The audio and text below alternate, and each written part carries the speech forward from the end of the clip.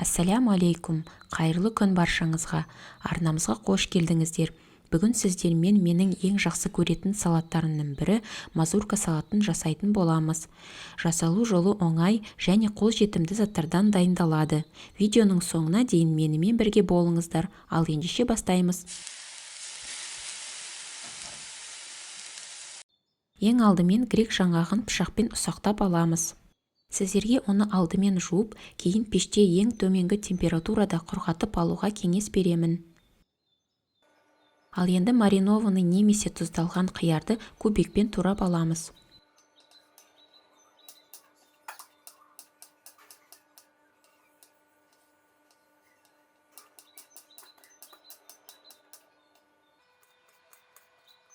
Содан соң болгар бұрышын да ұсақ кубикпен тураймыз.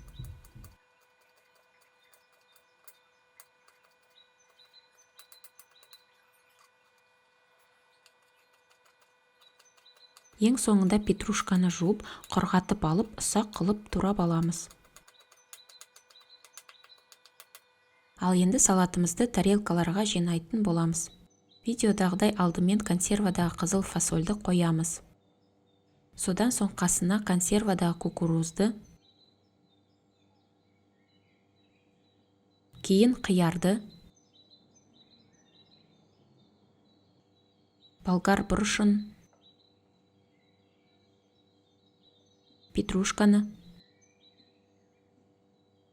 және ең соңында грек жаңғағын қойып шығамыз. Бұл салатқа қалауыңызша заправкасына майонез немесе зәйтүн майын қолдансаңыздар болады. Ал мен сіздерге майонез қолданудың екі түрлі әдісін көрсететін боламын. Бір тарелкамызға ортасына майонезді құйып қоятын болсақ, ал екіншісіне майонездің шетін кесіп, жіңішке етіп жолақтармен әсемдейтін боламыз. Екі әдіспенде салаттарымыз өте әдемі болып көрінеді. Міндетті түрде бұл салатты жасап көріңіздер, өте дәмді болып шығады, әрі өте пайдалы. Қазақша контентті қолдап, видеоларымызға лайк қойып отырыңыздар. Сіздермен әлі түрлі керемет дәмді рецепттермен бөлісетін боламыз. Оларды жіберіп алмас үшін арнамызға тіркеліп, қоңыраушаны басып қойыңыздар.